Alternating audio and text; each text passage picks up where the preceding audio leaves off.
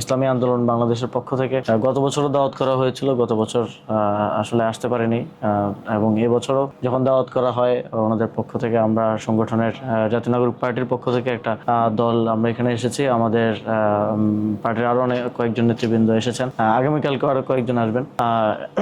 একই সাথে আমরা ফ্যাসিবাদ বিরোধী যে রাজনৈতিক দলগুলো আছে তার মধ্যে আমরা জানি যে ইসলামী আন্দোলন অত্যন্ত গুরুত্বপূর্ণ একটি রাজনৈতিক দল, এবং গত বছর গণঅভ্যুত্থানের সময় একদম সর্বপ্রথম কোনো রাজনৈতিক দল তাদের রাজনৈতিক পরিচয় এবং ব্যানার নিয়ে আমাদের পাশে এসে দাঁড়িয়েছিলেন এই ইসলামী আন্দোলন বাংলাদেশ।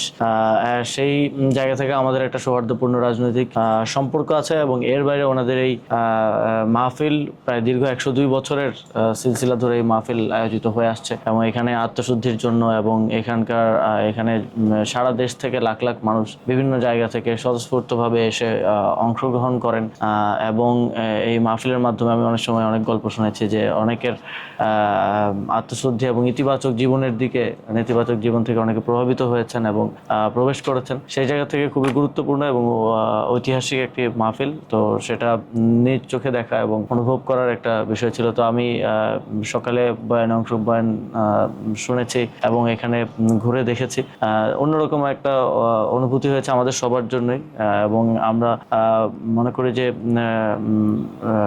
পীর সাহেব এবং তার এই দরবার বাংলাদেশের ইসলামের প্রচার এবং প্রসারে, ইতিবাচক প্রচার ও প্রসারে গুরুত্বপূর্ণ অবদান রেখে যাচ্ছেন, এবং একই সাথে ওনারা বাংলাদেশের রাজনীতিতেও ইতিবাচক অবদান রেখে যাচ্ছেন। গণতন্ত্র পুনরুদ্ধারের লড়াইগুলোতে ওনারা গুরুত্বপূর্ণ অবদান রেখে গেছেন।